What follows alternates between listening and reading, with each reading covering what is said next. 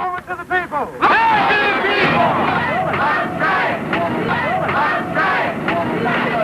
Well, the first thing you hear before you see anything is the noise, because the noise is what the rallier and the protesters were armed with.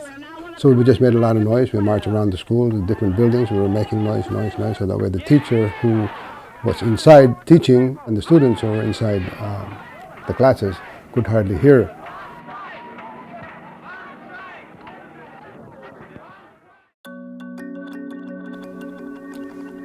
It started sometime in October of '68, and it went into the next year, '69, until the next semester. And it started many chains of schools all over. Way back then, it was a part of the civil rights movement. At that time, we were looking for two things: getting minority students into the school, and then the second had to do with establishing a school of ethnic studies.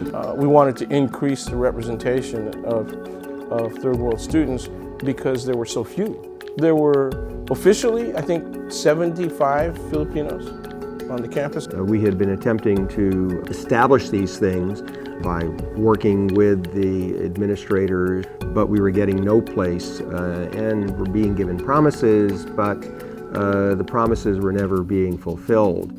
It's clear that the student organizations, including those with the minority group students, with whom the select committee made an agreement, they were not represented in that demonstration yesterday because they did not demand amnesty in those agreements, and so it was not part of their demand, so naturally they're not represented there.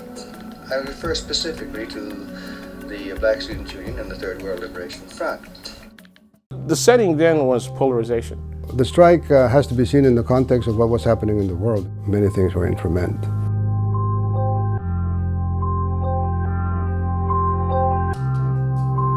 It was undergoing a change, a violent change. Now you asked me why did that happen at SF State, and it's because when you have alternative intellectual processes available, when there's a culture of intellectuality, curiosity, right, and a real drive for honesty and justice. And that's the worst thing they did. When they raised us, they said, this is a country, you know, with freedom and justice for all. And so we said, okay, well, we're going to call you on it. You know, why can't we study this? We have no right to allow a little militant minority, both of faculty and students, to close down the university and deny the others their right to the education that they're trying to get. And all it takes is the courage to stand up and take whatever action is necessary to ensure that the majority can go about their business as they obviously want to do.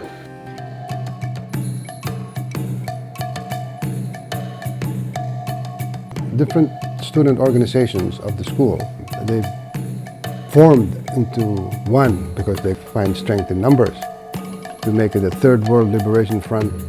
The Third World Organization, representing black, brown, and yellow students on campus, held a news conference to announce their full support of the BSU strike and add demands of their own for admission of more Chinese, Mexican-American, and Philippine students. We have third world people together, and they're saying that we are going to stand together and do our thing.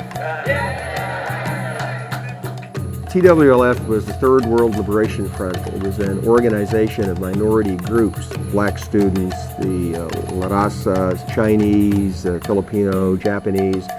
That's sort of how PACE was formed. PACE was the Filipino-American Collegiate endeavor. The purpose of PACE was political. It was to become involved so that Filipinos in particular could be represented. And it was both on the campus and off the campus. The Filipinos who grew up here, like myself and other people who were born here, they grew up and saw the racism in the system, their otherness. They were different from everybody else, right? So they were forced to look into decolonization processes. There was a small coalition of us who, with a core group. In any event, my role in particular was to be the negotiator with the president, with a number of others. We were on strike, so we had picket lines, and we had rallies.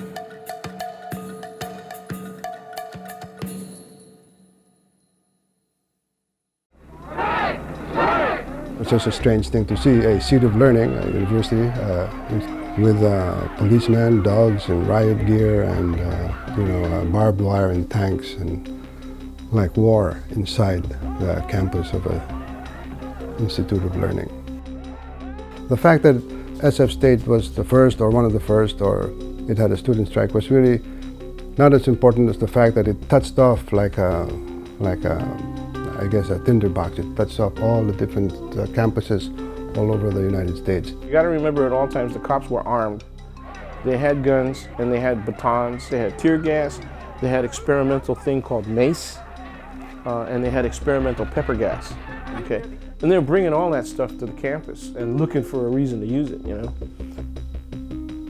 Almost every day it was like that. We're going to make those students shut up and just go to class. Okay? It was a really good illustration of this resistance within the academy to simply people asking appropriate intellectual questions. And that's what it was like.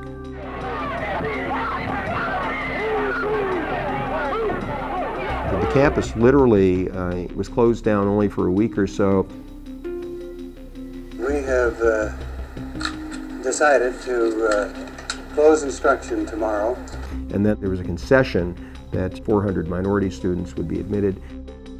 In acknowledgement of the serious concern and conscientious thought that have gone into this agreement, I wish to announce that its main conclusions concerning academic matters are hereby accepted as administration policy.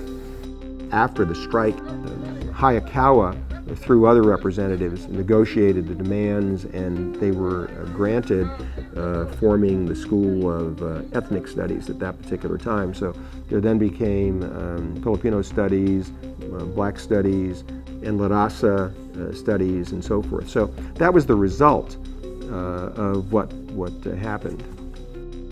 So that was that.